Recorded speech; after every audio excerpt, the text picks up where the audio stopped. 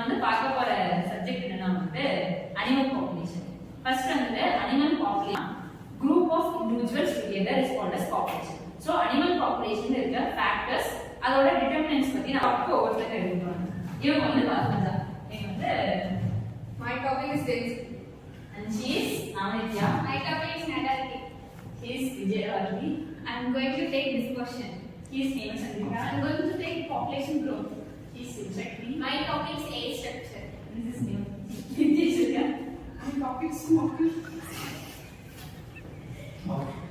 Last Harshini. My topic is dispersal.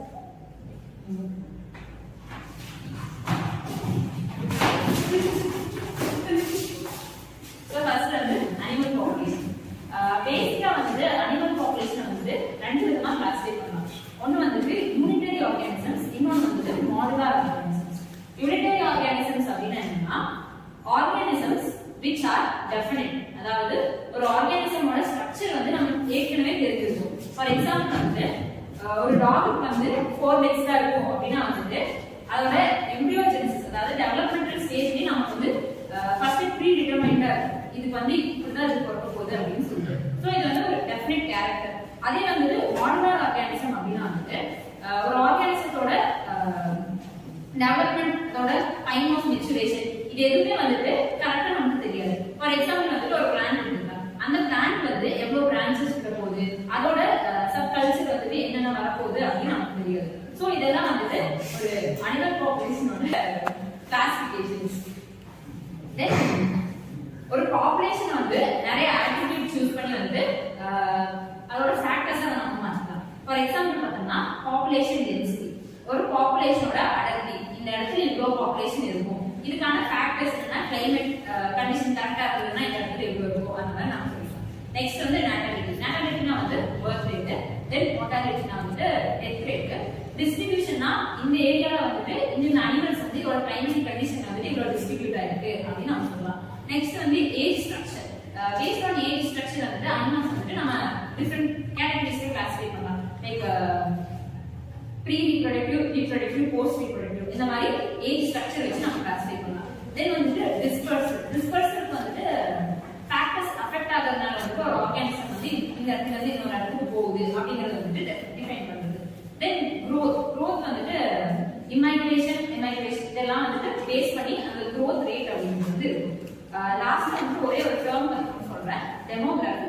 Demography அப்படின்னு என்னன்னா study of these group attributes of a population, their changes over time and prediction of future changes. அதாவது demos அப்படினா வந்து population அர்த்தம், picture react வந்து record அப்படின்னு சொல்லலாம். So ஒரு பாப்புலேஷனோட ரெக்கார்ட் பத்தி நம்ம சொல்றதா வந்துட்டு demography.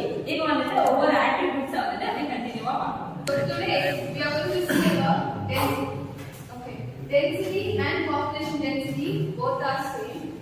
So first let us understand what is population. The total number of organisms living in a particular area is known as population. Okay.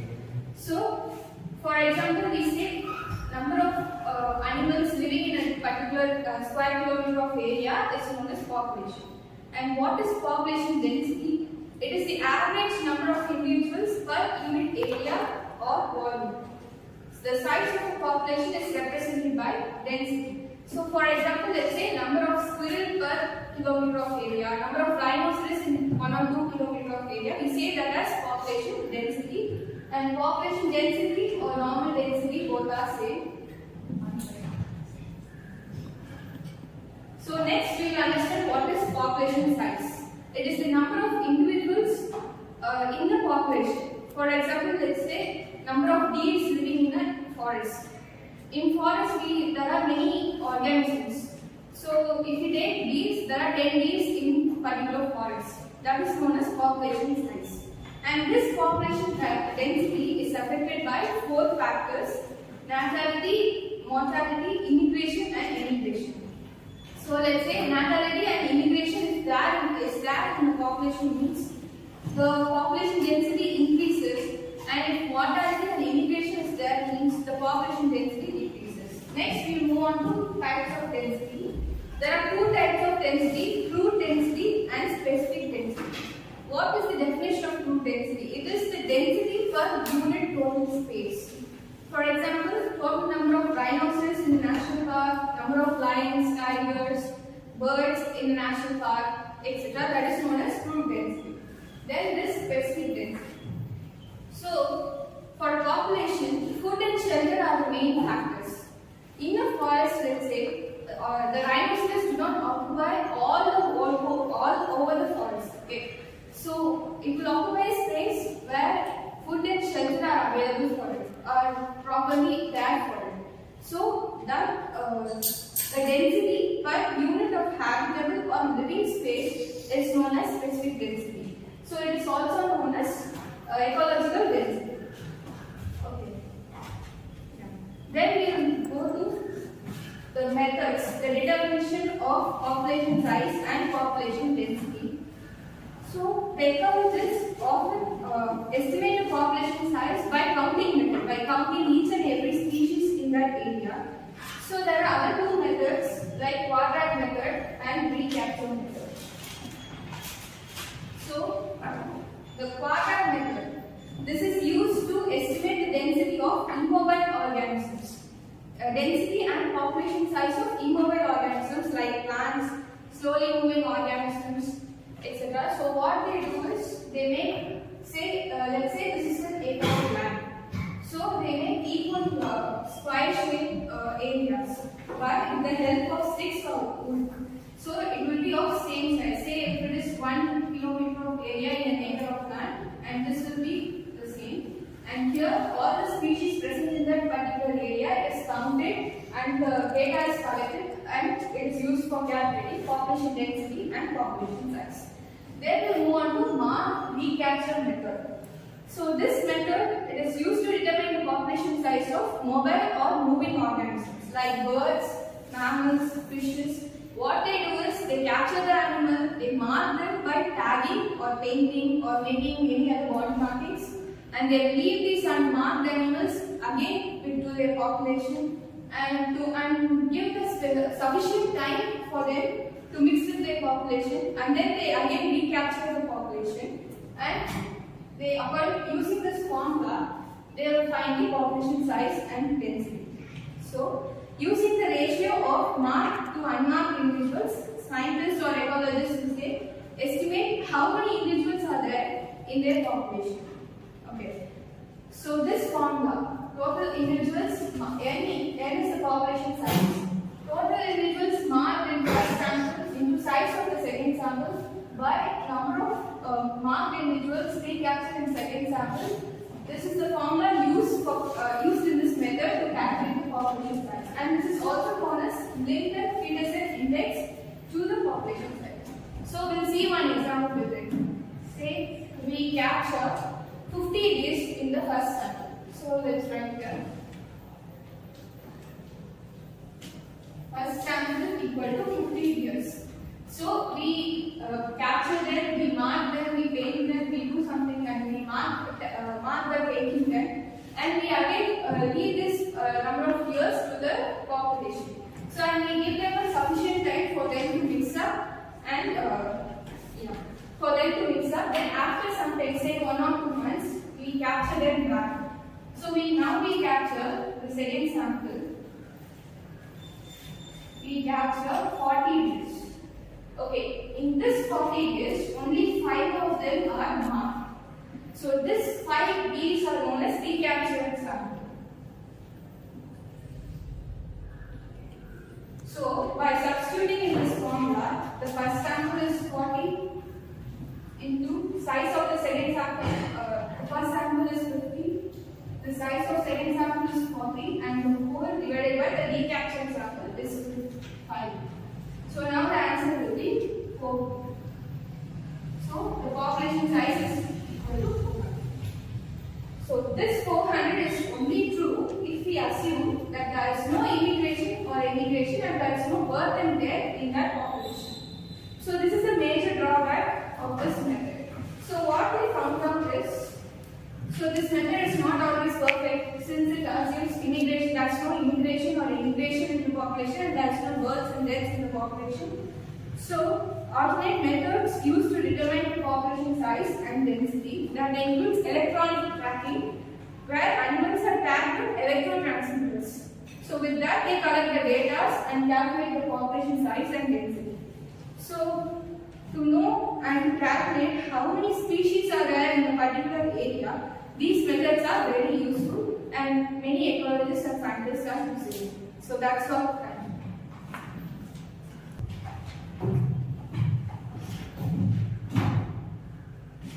Good afternoon, all. இந்த topic பார்த்தீங்கன்னா natality அப்படிங்கிறது சிம்பிளா சொல்ல போனா பர்த் ரேட். அது காரணம் என்னன்னா number of birth per year divided by total population. அதாவது ஒரு இயர்ல எத்தனை வந்து பர்த் ரேட், அதாவது ஒரு இயர்ல எத்தனை பேர் பிறக்கிறாங்களோ அது டிவைடட் பை டோட்டல் பாப்புலேஷன், அந்த எத்தனை பேர் இருக்காங்களோ அதை டிவைட் பண்ணோம்னா நமக்கு நேட்டாலிட்டி கிடைக்கும். இதை வந்து பில லெட்டர் டினோட் பண்ணுவாங்க. அது ஏன்னா நேட்டாலிட்டினா பர்த் ரேட், அதனால அந்த பி லெட்டர் வந்து டினோட் பண்றாங்க. இதுல வந்து ரெண்டு டைப்ஸ் இருக்கு. ஒன்று வந்து மேக்ஸிமம் நேட்டாலிட்டி, இன்னொன்று வந்து எக்காலஜிக்கல் நேட்டாலிட்டி. மேக்ஸிமம் நேட்டாலிட்டி அப்படிங்கிறதுக்கு இன்னொரு டேர்ம் என்ன சொல்லுவாங்கன்னா அப்சல்யூட் ஆர் பிசியாலஜிக்கல் நேட்டாலிட்டி அப்படிங்கிறது சொல்லுவாங்க. மேக்ஸிமம் நேட்டாலிட்டி இது எப்படி இருக்குன்னா maximum number of individual produce, அதாவது லிமிட்டே இல்லாமல் வந்து இண்டிவிஜுவல்ஸ் வந்து ப்ரொடியூஸ் ஆகிட்டே இருக்கும். ஃபார் எக்ஸாம்பிள் வந்தீங்கன்னா ஒரு ஃபாரஸ்ட் எடுத்துக்கிட்டிங்கன்னா அங்கே வந்து இப்போ ஃபுட் செயின் இருக்கும்ல, இப்போ புல்லு வந்து மான் சாப்பிட்டா மான் வந்து சிங்கம் சாப்பிட்டா அதோட வந்து அதோட ரேட் வந்து ஈக்குவலாக இருக்கும். இப்போ சப்போஸ் அங்கே வந்து புல்லை வந்து அதாவது மான் வந்து சிங்கம் சாப்பிட்றாங்க, அதை அப்படியே விட்டுட்டாங்கன்னா அதோட இண்டிவிஜுவல்ஸ் வந்து அதிகமாக போகும்போது அது வந்து அதிகமாகிட்டே இருக்கும். இது வந்து மேக்ஸிமம் நேட்டாலிட்டி. இது வந்து கான்ஸ்டன்ட்டாக இருக்கும். அடுத்து எக்காலஜிக்கல் நேட்டாலிட்டி இப்போ நம்ம வாழ்ற லைஃப் வந்து என்விரான்மெண்டல் கண்டிஷன் பேஸ் பண்ணி இருக்குல்ல, அதனால வந்து இது வந்து எக்காலஜிக்கல் நேட்டாலிட்டி. இது வந்து கான்ஸ்டன்டா இருக்காது, சம்டைம்ஸ் இது வேரி ஆகிட்டே இருக்கும்.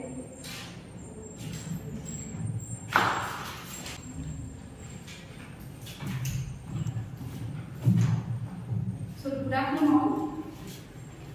We want to discuss about something in this world which we can't avoid at all by any of the organisms. Could you people guess anything? What is that? Yes, of course, this death. So death is the only thing that we pay as a penalty for the privilege of our life, right? So we're going to see about or discuss about the topic called mortality. So here in mortality, we're going to discuss only about the small topics, that is types, mortality table, and survivorship curves. So coming to the definition, what does it mean is number of individuals died during a given period of time. That is mortality. So in mortality we have particularly two types, that is ecological mortality or minimum mortality. So coming to ecological mortality, it is otherwise called realized mortality.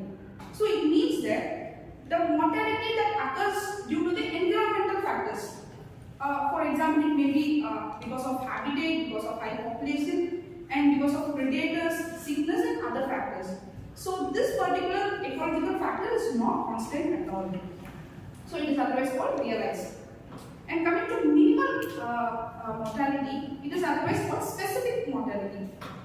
So this is loss of people or organisms under ideal or non-limiting circumstances. That is, whatever may be the environmental conditions, maybe it will be optimal for the organisms.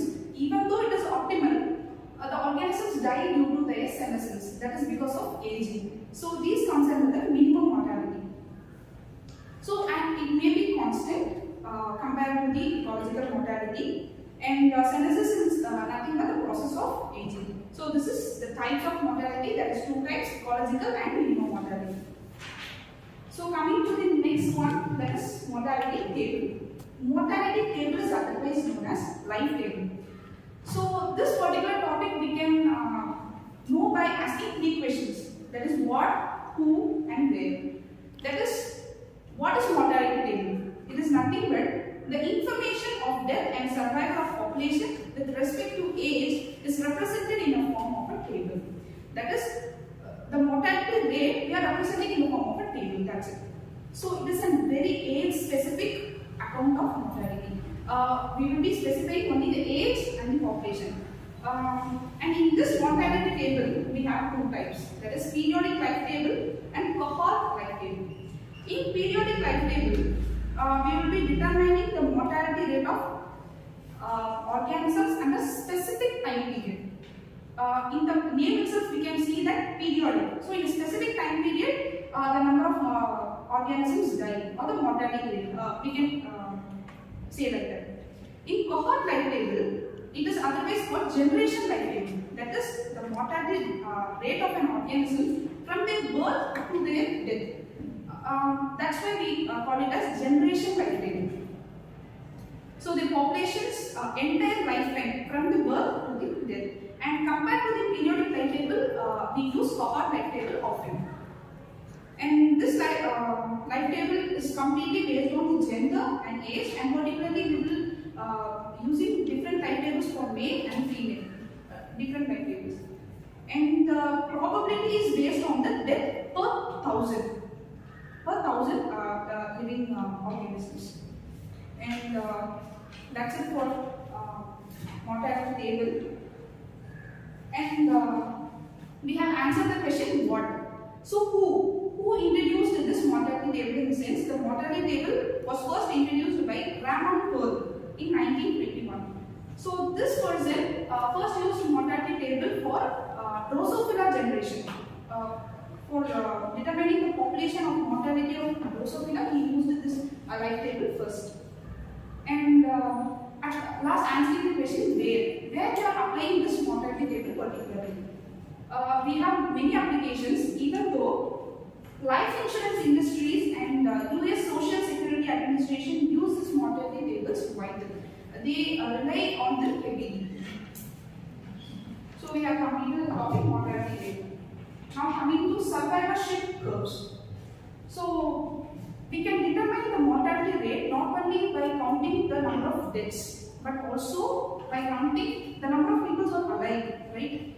So the survivorship curves plot the number of surviving individuals to a particular age. That is survivorship curves. So this is the survivorship curve. We can see the graph here. In the x-axis we can see the age, and in the y-axis we can see the number of survivors. So there are three types of curves actually. This is type 1, this is type 2, and this is type 3. Coming to the type 1 curve, it is highly convex. You people can see it is highly convex. Because this actually means the mortality rate is low until near the end of the lifespan. This shows the death of senescence actually. This curve represents that the people used to die in the old age. This curve represents that. And coming to the curve type 3, this represents the mortality rate in end stages. For example, we would say oysters and shellfish. The mortality rate is very high during the free swimming larval stage of oysters.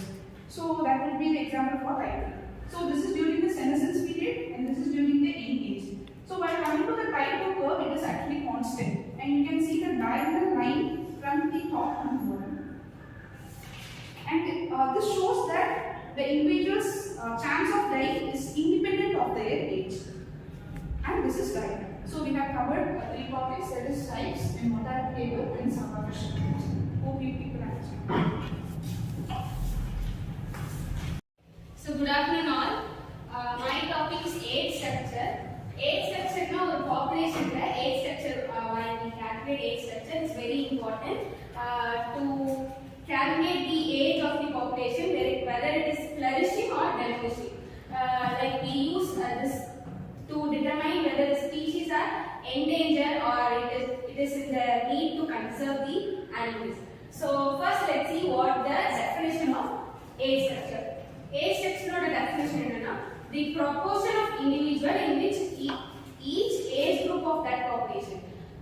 ஒரு proportion ஒரு population எடுத்துட்டோம்னா அங்க வந்துட்டு reproduction stageல வந்துட்டு அந்த animal இருக்கா இல்ல வந்துட்டு reproductive இல்ல post reproductive pre reproductive end ageல இருக்கா அப்படினு வந்து நம்ம determine பண்ணோம்னா அப்ப வந்துட்டு நம்ம ஒரு decision எடுக்க முடியும் whether we need to protect the species or conserve பண்றதுக்கான ரேஞ்ச்ல இருக்கா அப்படி நம்ம determine பண்ண முடியும். And then it is divided into three stages. One is pre-reproductive, that is juvenile stage, 0 to 14 years of age, and reproductive stage means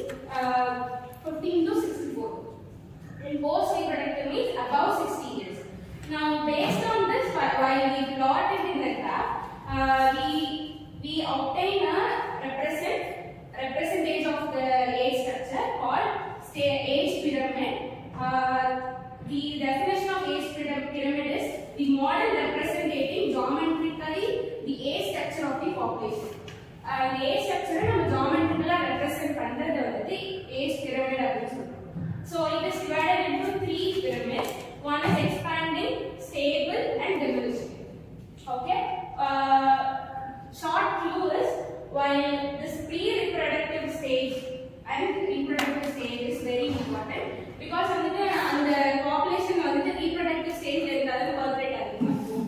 So வந்து அப்பதான் அந்த அனிமலோட species வந்துட்டு diminish ஆகாம இருக்கும். So வந்துட்டு pre-reproductive and reproductive is very important.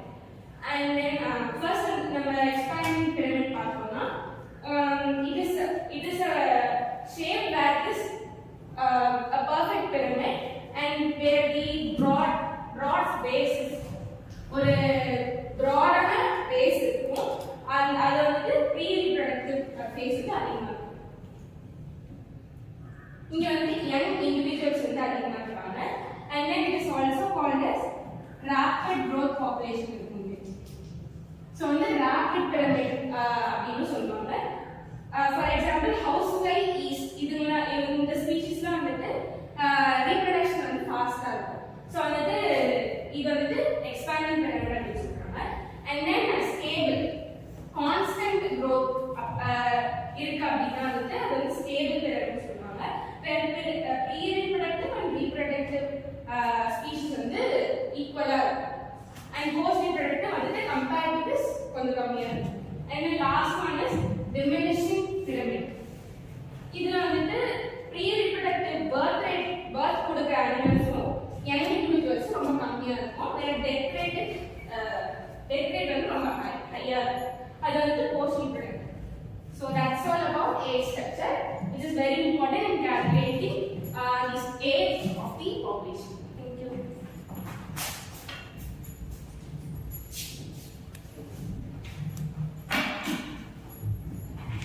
The next topic is population growth. So population is a changing entity. It may either increase or decrease. So to measure these populations, we use population growth. This population growth can be of two types. One is exponential growth and another one is logistic growth. இப்போ இந்த population growth determine பண்றதுக்கு ஒரு நாலு factors இருக்கு. ஒன்னு birth, இன்னொரு death, then immigration and emigration. So first population எடுத்துட்டோம்னா two types of population. One is closed population, the other one is open population. Closed population na அந்த இடத்துல இருக்க populationல வந்து நடக்கிற birth and death rates மட்டும் calculate பண்றது இந்த closed population. There will be no immigration or emigration.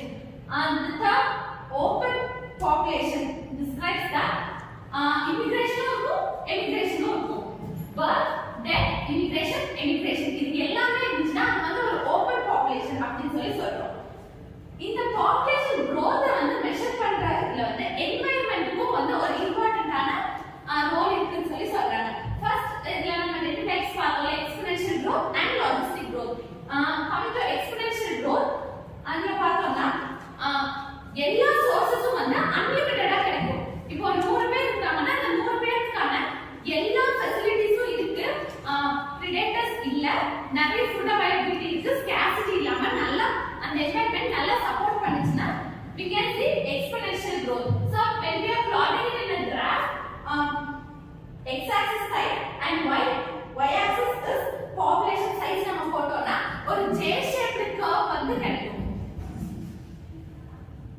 For example, நம்ம geometric progression, arithmetic progressionல படிச்ச போல where the growth rate is increasing very highly. அதுல பார்த்தோம்னா exponential growth curve வந்து போயிட்டே இருக்கும். ஃபார்முலா வந்து dn by dt is equal to rn. Here n represents population size, r represents the rate of increase and t represents the time. இந்த ரேட்ங்கிறது என்னன்னா when we take a closed population, birth rate minus death rate. So the rate will be positive if birth rate is higher than the death rate, and the rate will be negative if the birth rate is less than death rate. So in this exponential growth, we can see a maximum growth rate, that is biotic potential. And the environment எவ்வளோ support பண்ண முடியுமோ அந்த ஸ்பீஷிஸ்க்கு அவ்வளோ support பண்ணி enormous number of individuals growth கொடுத்துச்சுன்னா அது வந்து exponential growth. Next coming to logistic growth. But in reality, when we are coming to an ideal situation, it is not at all possible because competition இருக்கும், predators இருக்கும், எல்லாத்துக்குமே தேவையான food இருக்காது, scarcity இருக்கும் கண்டிப்பா. Exponential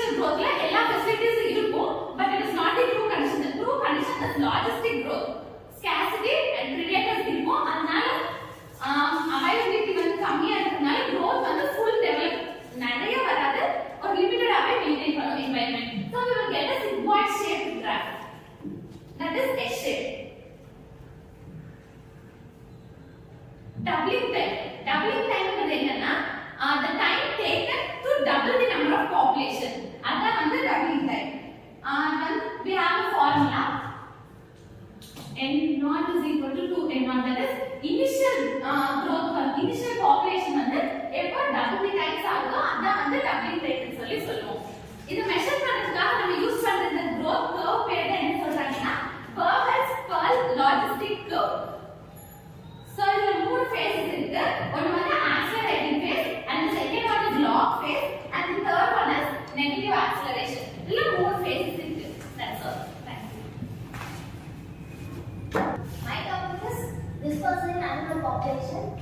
I'm going to take ways of dispersal, types of dispersal, and why do animals dispersal, and limits of dispersal. Limits of dispersal is in natural barriers and anthropogenic barriers. Listen to next: natural barriers and anthropogenic barriers. First, what is dispersal? Organisms in a population, individually or group of organisms, separate itself in a native environment to the another environment. It is dispersal. It is takes in two ways: active and passive. Active dispersal means animals do dispersal by their ability, by using their ability, potentials. And passive dispersal means if some animals or they are not able to move on one place to another place, they have no such energy to move.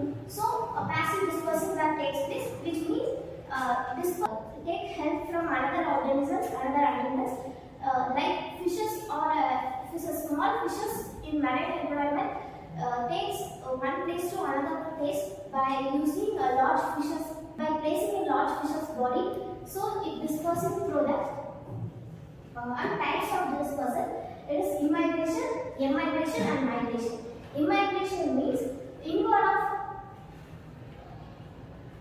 of animals from one population to another population, and emigration means outward of animals, going outward of animals from one native population to another population, new environment.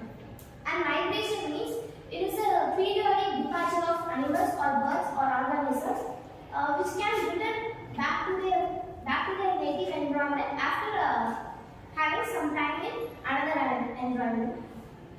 Why animals do this? It is important.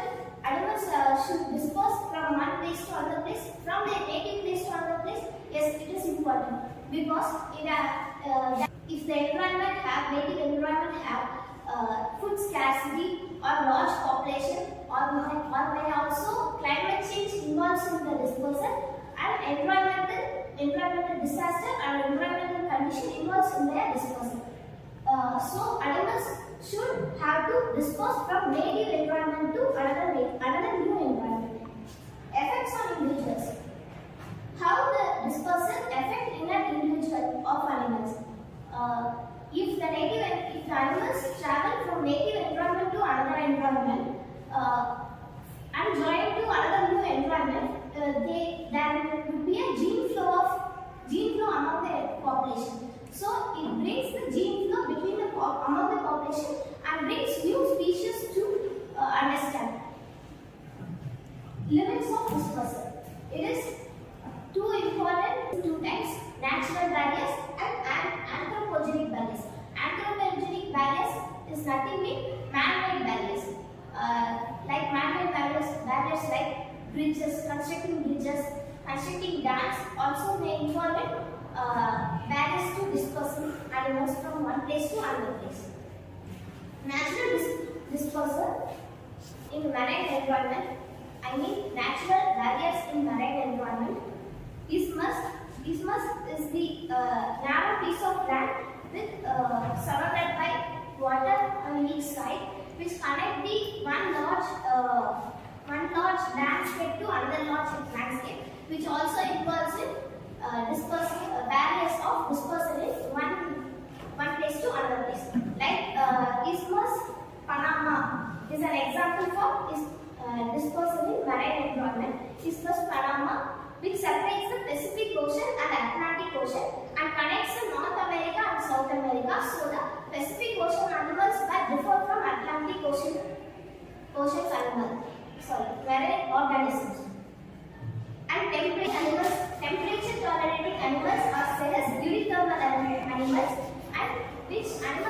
cannot tolerate the animals which cannot tolerate the temperature is said to be stenothermal animals. In Indian Ocean and Pacific Ocean, we can see same temperature in the maritime environment. So there is no difference in their temperature. So animals were dispersed in Indian Ocean and Pacific Ocean as equal. At the same time, Atlantic and Pacific Oceans organisms differ a lot because the temperatures varies here to there, Atlantic and Pacific. And anthropogenic barriers like building roads, farming and rivers, constructing dams were involved in barriers as a dispersal of animals. It is the most effective barrier for dispersal of organisms. Creating dispersal corridors has been suggested as means to maintain the connectivity between habitat patches. Example, Banff National Park in Canada contains 22 underpasses and 2 overpasses to facilitate wildlife dispersal. Research is going on for finding modern techniques to analyze available habitat and to designate potential pathways. It is dispersal. So my topic is dispersion, the last topic.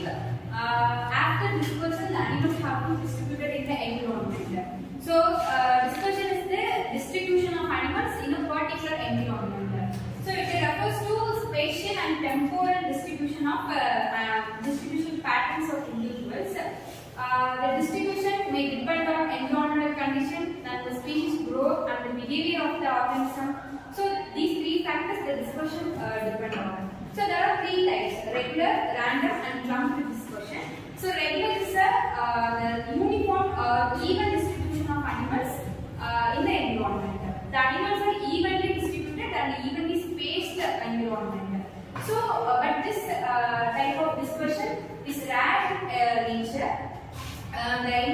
The social interaction between the animals is very rare. So, for example, penguin, jaguars are all distributed in regular distribution pattern, and random. Random is the second distribution pattern.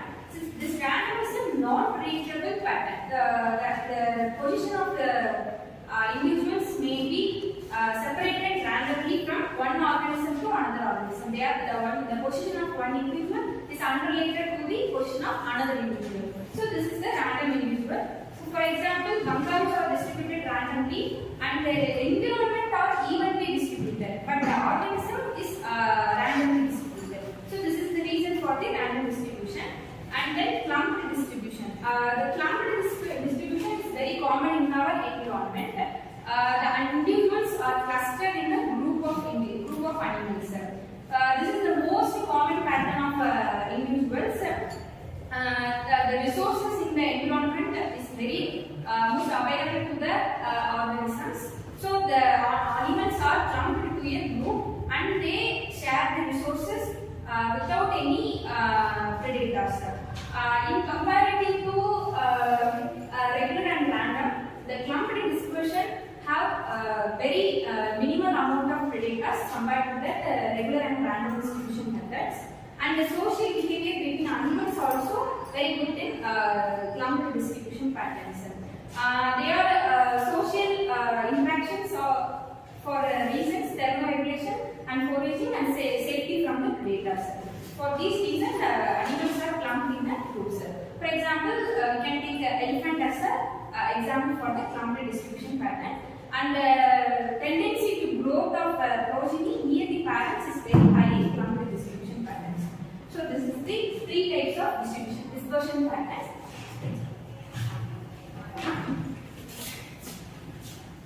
So we are at the end of the session.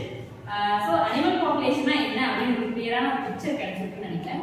So எதுக்காக இந்த factors எல்லாம் நம்ம படிக்கணும் அப்படின்னு ஒரு doubt இருக்கலாம். அதை வச்சு இந்த எக்ஸாம்பிள் சொல்றேன். உங்க அம்மா இருப்பாங்க, பக்கத்து வீட்டு பையன் பார்த்து எப்படி படிக்கிறாங்க, எப்படி விளையாடுறாங்க, எப்படி வாரிசு எல்லாம் சப்டிஸ்டிக்கா இருக்காங்கன்னு சொல்றாங்க. ஸோ இதெல்லாமே வந்து ஒரு ஃபேக்டர்ஸ். அதே மாதிரி தான் அனிமல் பாப்புலேஷனே இவ்வளோ ஃபேக்டர்ஸ் இருக்கு. இந்த ஃபேக்டர்ஸ் வச்சு நம்ம பாஸ்ட் பாப்புலேஷனையும் ப்ரெசென்ட் பாப்புலேஷனையும் கம்பேர் பண்ணி அது வந்து என்டேஞ்சர்டா இருக்கா இல்லை வந்துட்டு கரெக்டான ரேஷியோ இருக்கா அப்படின்னு கம்பேர் பண்ணலாம். அதே மாதிரி இந்த அனிமல் பாப்புலேஷனையும் இன்னொரு type of species to compare